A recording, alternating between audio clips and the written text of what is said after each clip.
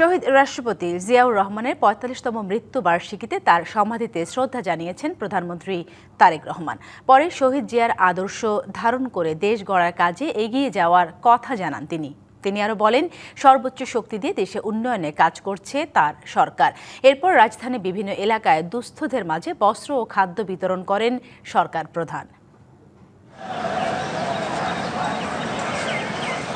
৩০ মে দলের প্রতিষ্ঠাতা ও সাবেক রাষ্ট্রপতি জিয়াউর রহমানের শাহাদত বার্ষিকী ঘনিয়ে এলেই একসময় বিএনপি নেতাকর্মীদের বুকে অদ্ভুত হাহাকার আর আতঙ্ক ভর করত। দলীয় কর্মসূচির ওপর ছিল প্রশাসনের ব্যাপক নিয়ন্ত্রণ। দিনবদলের পালায় পাল্টেছে সেই রুদ্ধশ্বাস পরিস্থিতি। একসময়ের অবরুদ্ধ বিএনপি আজ মুক্ত বাতাসে পালন করছে দলের প্রতিষ্ঠাতার মৃত্যুবার্ষিকী। শাহাদত বার্ষিকীর সকালে জিয়াউর রহমানের সমাধিতে শ্রদ্ধা নিবেদন করতে যান প্রধানমন্ত্রী। এ সময় দলের জ্যেষ্ঠ নেতাদের নিয়ে প্রধানমন্ত্রী ভেজা চোখে ফাতেহা পাঠ করে বাবা জিয়াউর রহমানের রুহের মাগফিরাত কামনা করেন। পুষ্পস্তবকের মাধ্যমে শ্রদ্ধা জানান বাবার সমাধিতে।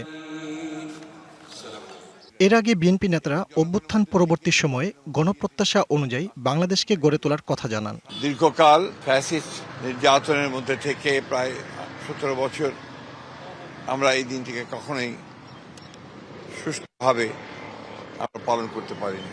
এই দিনটি বারবার স্মরণ করতে চাই, বারবার জনগণকে সঙ্গে নিয়ে যে আমরা অসাধ্য সাধন করতে পারি সঠিক নেতৃত্বে, সেটা আমাদের কাছে একটা অত্যন্ত জরুরি বিষয়। ৭২ ঘন্টা ময়েশ্চার লক সমৃদ্ধ লিলি বডি ওয়াশ, শিয়া বাটারের গুডনেস স্কিন রিপেয়ার করে রাখে সফট ও গ্লোয়িং। এই বাংলাদেশটা বিনির্মাণ করতে পারি, গণতন্ত্রের ভিত্তিকে আরো শক্তিশালী করতে পারি, সেই শক্তি আমরা এখান থেকে পাই। আর স্বাধীনতা সার্বভৌমত্বের অতন্ত্র প্রহরী হিসাবে শহীদ রাষ্ট্রপতি জিয়াউর রহমানই এই বাংলাদেশে প্রথম থেকে শেষ পর্যন্ত ভূমিকা রেখে। পরে রাজধানীর বিভিন্ন এলাকায় অসহায় ও দুস্থদের মাঝে বস্ত্র ও খাদ্য সামগ্রী বিতরণ কর্মসূচিতে অংশ নেন প্রধানমন্ত্রী। এ সময় দেশে ভাগ্য পরিবর্তনে সবাইকে একসাথে কাজ করার আহ্বান জানান তিনি। শহীদ রাষ্ট্রপতি জিয়াউর রহমান আমাদেরকে দিয়ে গেছেন কিভাবে দেশের জন্য কাজ করতে হয়, কিভাবে দেশকে গঠন করতে হয়। আসুন শহীদ রাষ্ট্রপতি জিয়াউর রহমানের এই ৪৫তম শাহাদত বার্ষিকীতে আমরা শপথ গ্রহণ করি যে আমাদেরকে বিগত ১২ তারিখের নির্বাচনের মাধ্যমে আল্লাহ রাব্বুল আলামিন যেই সুযোগ দিয়েছেন দেশকে গঠন করার, মানুষের পাশে দাঁড়ানো, আমরা সেই কাজটি সুন্দরভাবে যাতে করতে পারি সেই রহমত আল্লাহর কাছে আমরা চাই।